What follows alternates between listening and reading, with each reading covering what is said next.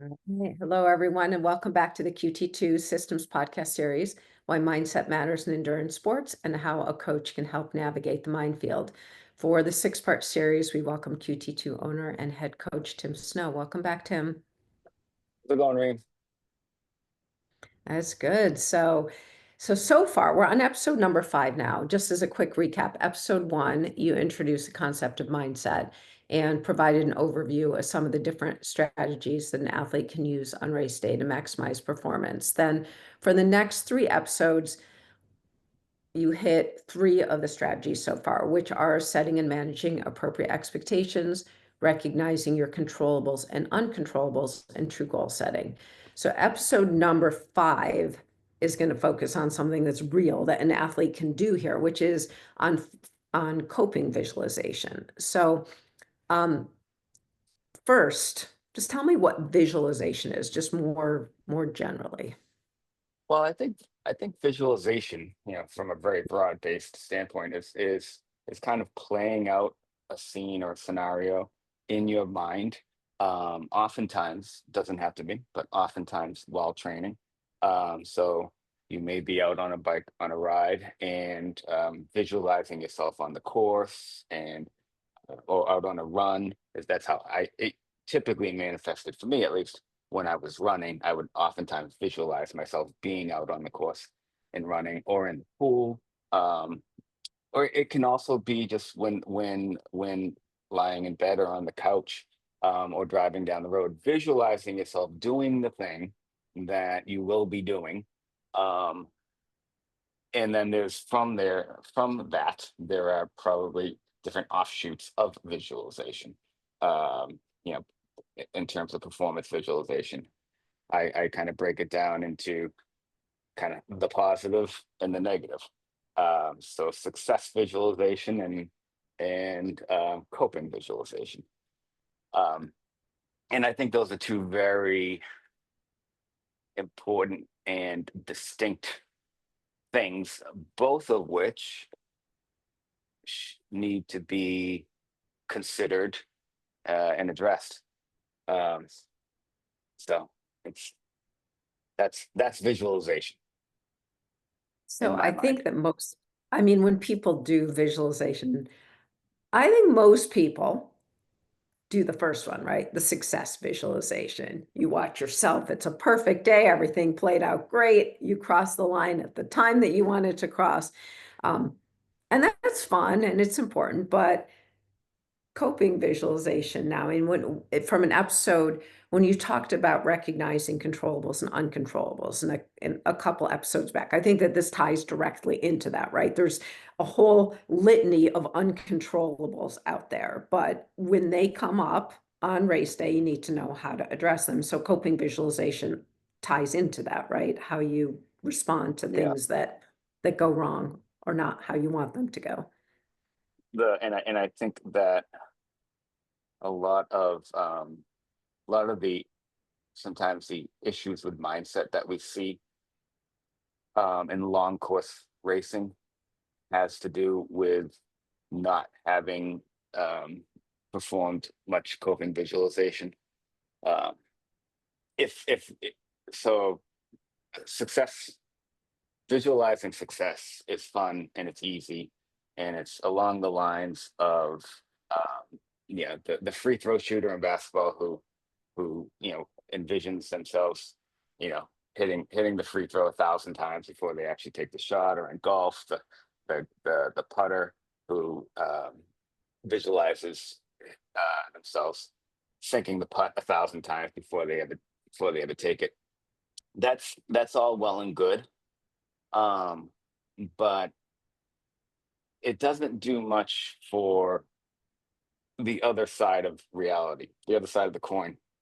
And it's a little less so in golf, but say in basketball, say for example, the free throw shooter who takes a shot, but do they visualize not just if it goes in, but what will they do if and when it clanks to the right or it clanks to the left? Where are they going to go? What's their move going to be? What's their response going to be? Again, another thing that we've talked about in past episodes: the difference between responding and reacting.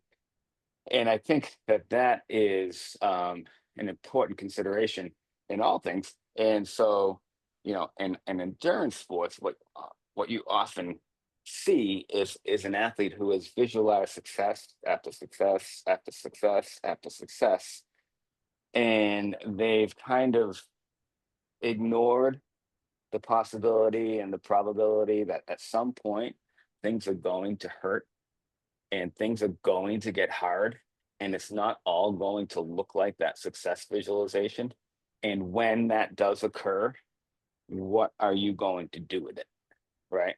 And so then you have this, and I've talked about this before, like the the difference between what is expected and what is, right? And that the difference is in that difference. Okay, so if you have expected challenge and then you encounter challenge, you are in a significantly better position to manage that challenge than if you encounter challenge but had never thought that that might be a thing, right? And that's really what coping visualization comes down to. Not to minimize anything, but it's along the lines of when you hear you know um, about military operations, they have a plan A, B, C, D, and E, right? They know if this then that, if that then this. It's just one big tree diagram of possibilities, and I think that is like the real importance of it. Okay. Um, to make sure that even if you can't necessarily visualize every possibility of the things that could go wrong, the uncontrollables, right? You at least build the muscle to be able to. It's when if you have visualized things A through E occurring, right, and come up with what you believe to be appropriate responses for each. When thing F occurs, even though you never could have thought of thing F, you at least have a mental pathway to get towards an answer. And it won't be the first time that you are, say, picking up that mental muscle, that mental weight to work that mental muscle, so to speak. So something, I mean, often in triathlon, one of the big panics, I think, comes on the swim. Wetsuit legal, non-wetsuit legal, working in chop, all this stuff. And so Muscle Man earlier this year, weird conditions, really choppy and also too warm to be wetsuit, pure wetsuit legal. And I think that for a lot of the people in that race, they were making a race day decision on whether to wear a wetsuit or not. Well, that's something that if you had gone through the visualization, right, you would have already known how you were going to respond on that day, right? And been Yes. prepared Yeah. for it and not wasted the mental energy before the race stressing about the decision you were going to make, right? So Hmm. maybe Hmm. kind of talk through that tree diagram. Like if in advance you're talking to an athlete and you're like, okay, it could be if the winds are from this direction, it could be really choppy, or this is where the sun's coming from, or, depending on the wetsuit, like what are the things, like what are some of the scenarios you would have an athlete I think work I through think to any of make that those, yeah, decision? it's like flat tires, drop in nutrition, sun coming from a funny direction, crosswinds, um, the, sloshy stomach, um, anxiety. Okay, that's a tough one though. Hmm. Uh, bonking, cramping, all that kind of stuff. To to to to introduce these different scenarios so that they are in the athlete's brain as possibilities, and the athlete can begin the process of if this then that, right? Even though Mhm. you may the that piece of that, okay, of that conditional may not be wholly accurate and may not be the solution that you need on that day, you at least have you're already down a little bit of the pathway towards a solution because you have recognized that there is a problem. Okay. Mm. And that you have some level of control over what you do with that problem. Okay. So some uncontrollable thing occurs, the if, right? And then the then inserts the control piece of it, what you do with the uncontrollable. And Mhm. I think the first big bulk of finding the solution is in recognizing that you have a control. You have the control of your response. And if you don't have you if you have not considered coping visualization, these things that can occur, these uncontrollables, feel like things that are happening to you, and you're just a Mhm. victim of them. And that may be true, and that may be so, but that's not going to get you across the finish line any faster, being a victim. So you better assert a bit of yourself over the situation, um to manage it. That's mo- mo- most of endurance racing. I shouldn't say most of. There's a strong component of endurance racing that really boils down to um, personal management once on the course. There's your all the training that you do and all the fitness that you bring to an event, and then there's what you do with it out on the course within the context and the atmosphere and the environment of the course and the things that will interplay with that. And um and it's not enough just to bring your fitness to an event. You have to bring your fitness with a whole bunch of contingencies along with it. Right. So, I mean, I often will get messages from my athletes before a race going, let's pray that the water temperature cools down, or let's hope that it's really not hot that day. I'm like, well, you can hope as much as you want. But so then that brings up though the role of the coach in this in this strategy. And so when an athlete reaches out to you with something, or just like independently on your own, so what's the role of the coach in helping the athlete with the coping visualization?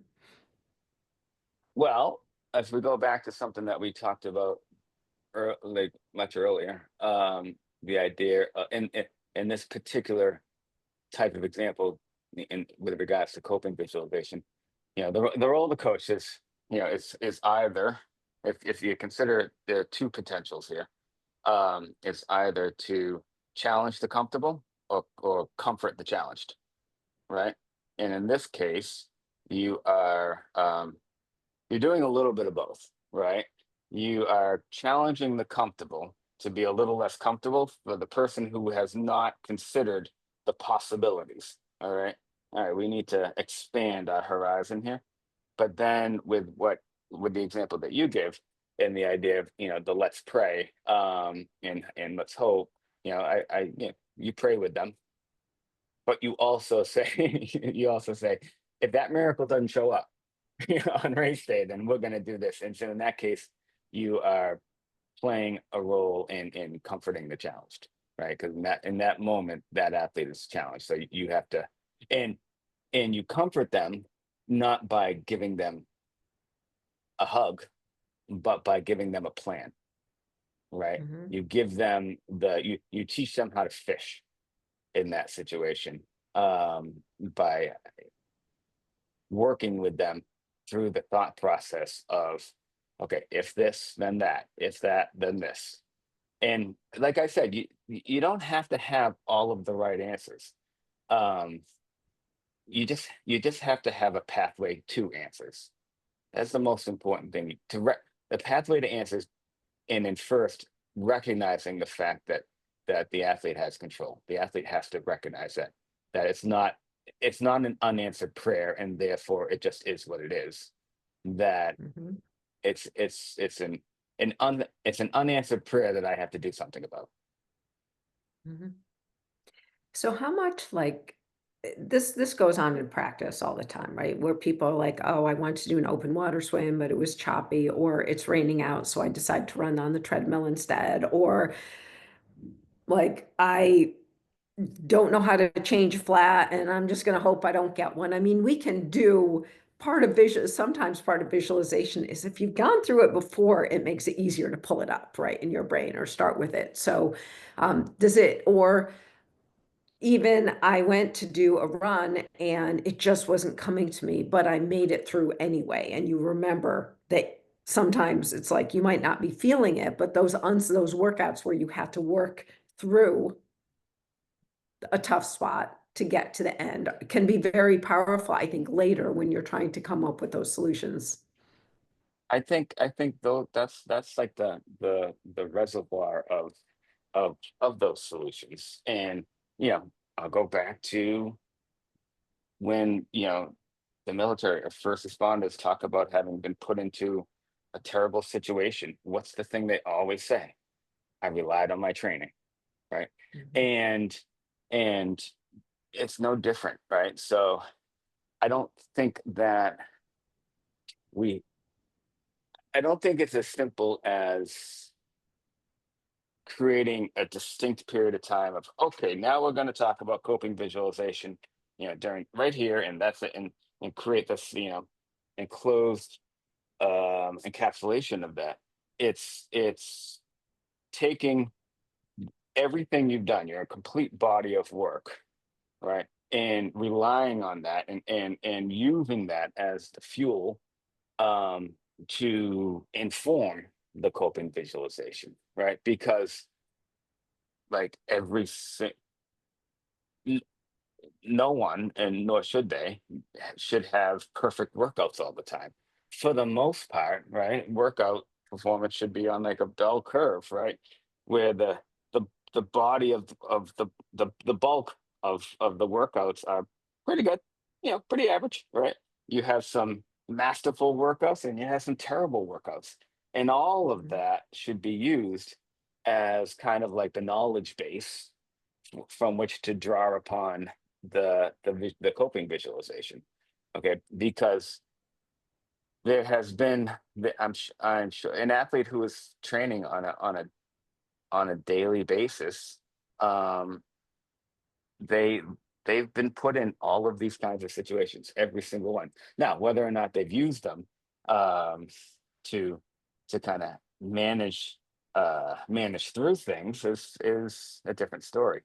But you talk about like the athlete who runs on the treadmill on a rainy day, and yeah, that is somebody who probably needs to be challenged by their coach to get out there, not for the sake of like um hardening up or toughening up or anything like that, but to just have the experience, mainly that you can do that. You can go outside and run, and um, even though it seems like the sky is falling, it's just water, right? Mhm. um, and so that, because then that athlete is a little bit closer to like, oh yeah, this is not that bad. You have to have, experience is the greatest teacher, right? And so you have to have all kinds of experiences.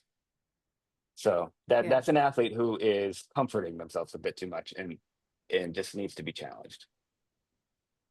Yeah. I mean, it's awesome to you always hope that you're gonna have this perfect race day, but the longer the race, the more likely it is that something's gonna go awry. And I know like sometimes I would like maybe the argument back for why someone says, "Well, I don't want to do this," is like that if you think about something bad happening, that you're going to jinx yourself or whatever, that it's more likely to happen. You stare at something, you're going to rock into it. You're looking at the rock, you're going to hit it. I don't know, like so. That's yeah. I mean, I don't um I don't ag- I don't really agree with that mentality. I think that that's that's a blood relative of let's pray for, Mm. right? And it's maybe it's on the other extreme of it, but they're of the same family. Um, and that's a little bit like whistling past the graveyard. I think about what I'm going to do with you know with things after my death. It doesn't mean that I'm going to walk into my death. That's Yeah. No, I mean, hopefully. it makes sense. It's, and like I said, I think that just a point that I made earlier was that if you think about in advance how you're going to handle something, it takes the stress away. And stress takes away, I mean, we only have a certain amount of stress that we can cope, whether it's from training stress or mental stress or life stress or whatever. I mean, so if before a race you're like struggling and trying to figure something out, you're taking away energy from actually doing it. I mean, And if it happens during a race, when all of the body systems are focused on the race, right? That is probably the last. Think of next time you go out and go run and try to work through a problem, whatever it may be. It doesn't have to be a problem, but work through something that requires some intellectual consideration. Okay, do it at a recovery pace, a steady state pace, a tempo pace, a sub-threshold pace, and above threshold pace. Do it at each of those intensities, okay? And then tell me how the level of thinking goes across each, right? And so mhm, your problem solving skills just they go they go into the shitter the harder the yeah, effort is, right? And mhm, so if the first time you're thinking about something is when your heart rate is pinned, all right, you are not going to have a very good uh the likelihood of having a good response is not high. You are very likely to be very reactive to that in that situation. And so, if you have already worked through the idea of if this, then that, when that thing occurs, that uncontrollable occurs, you go into your plan B. And even if plan B isn't the right answer at that time, it's probably closer to the answer, so you can get towards the answer, right? mm, Um, and that's another reason for practicing this stuff well ahead of time and on a regular basis, is because if we're doing it in the moment, it is not going to go well. yeah, yeah. I mean, even just I would think of like going from the swim and transitioning into like finding your bike. I Mhm, mean, this is simple coping visualization, but knowing like the scenario of I don't remember where I left my bike. I don't remember where mhm. I parked my car. Like, I mean, like if you can think about it in advance and look at it and have that visualization, because it's like you forget where your bike is. You can run by it 3 times and not even realize it was there. So, Right, right. And I mean, one thing I like to do, or used to do, is as I was finishing a swim or as I was finishing the bike, I would have begun thinking about what transition was going to be like, right? mhm, And it was probably a little more along the lines of success visualization. For the most part, that's a pretty controlled environment.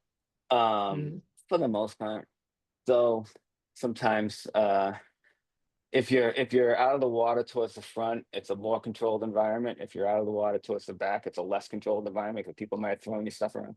But um, I would begin thinking about what that was going to be like, so that when I got there, I would have a process in that I would go through. And even if I didn't necessarily follow that process to a T, right, I still had thought about what I didn't get there and say, okay, what do I do now?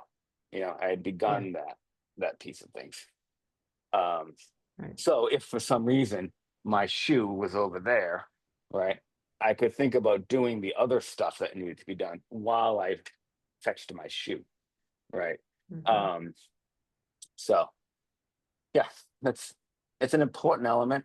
It's something that we have begun to build into to athlete training on a regular basis. I try to drop into my athletes training week, just one coping visualization scenario a week, and I've built out, or in the process of building up out, about 30 to 40 different scenarios.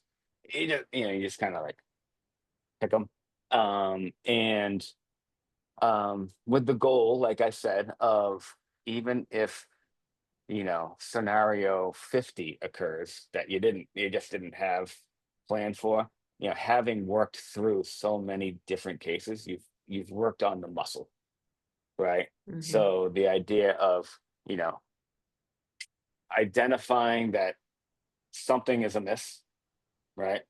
Having kind of like an oh shit moment, recognizing what it is, and then recognizing what that you have to do something about it, right? So there's something wrong, and I must do something about it. I must solve this problem, and then working through a potential scenario, whatever solution it may be.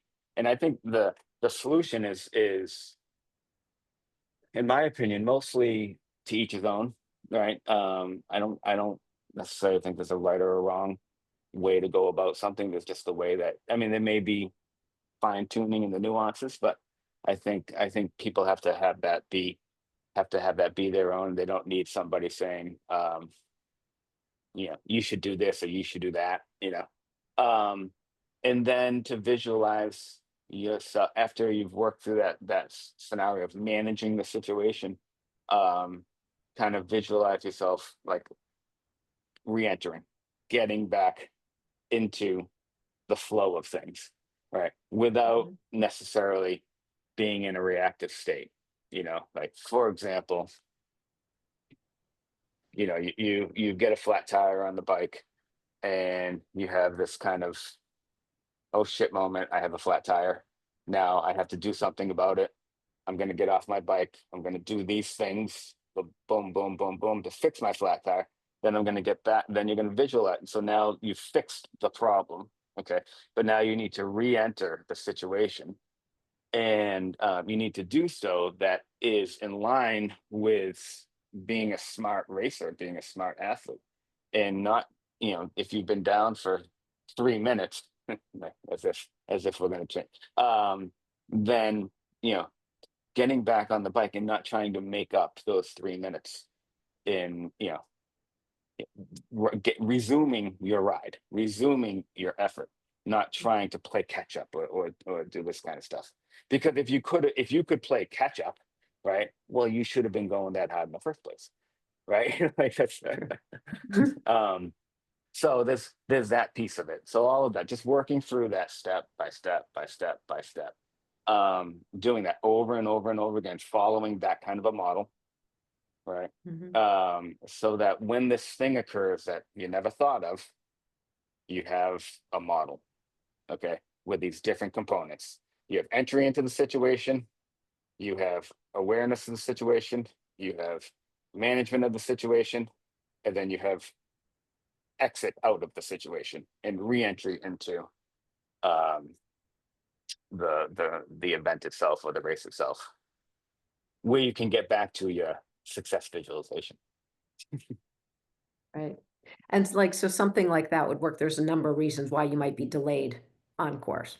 Like, for example, on the bike, you could have a flat, you could have an accident, you could have a penalty, you could have the weather that shuts things down for a while. What are the steps that you're going to do in there? Like, and one of them is if how much time do you miss? Do you need to make up some nutrition because now you're out there that's longer. And so I guess we have the checklist of all the things that could happen, the types of delays that could happen, but maybe more importantly, what you're going to do in response to those delays, and have that list that you go through. Then if something crazy shows up, like, oh, maybe a train crossed the path or something, at least now you know what steps you're going to need to go through in your mind to Hmm.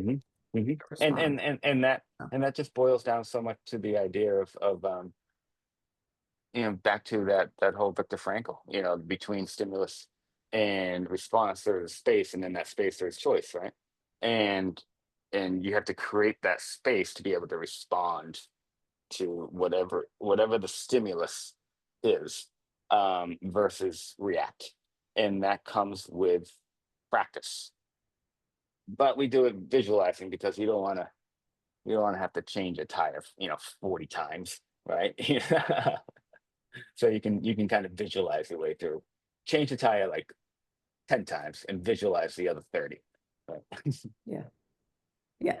First, but you do need to know how to change it to start Right. with. Or Right. otherwise, it doesn't matter how much you visualize it. And that's where sometimes going out and practicing in those conditions that you don't want to be, practicing it helps, because how are you going to know how your bike is going to respond on the painted lines when it just rained if you've never ridden your Hmm. bike and hit a painted Hmm. line when it rains? I mean, how you can be told it, but kind of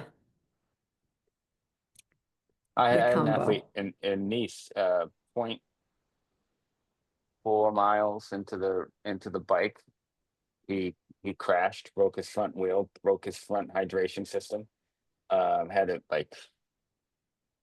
to just like kind of redo the whole front end in the little bit of downtime before really getting out there, and he had to manage that situation. That was not something that we could have um, come up with.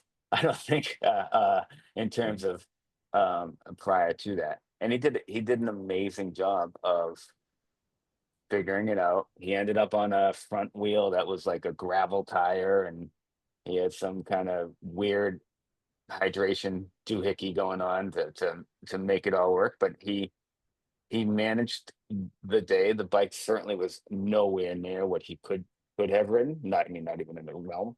But he ended up having a putting it well enough together to have a strong run. Not the run he could have, but he was also on the bike probably an hour longer than he should have been.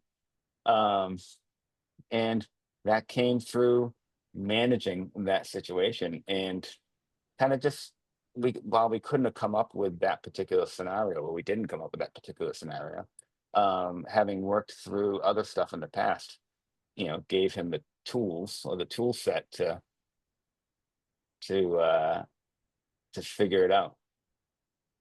One of my Mhm. favorite stories.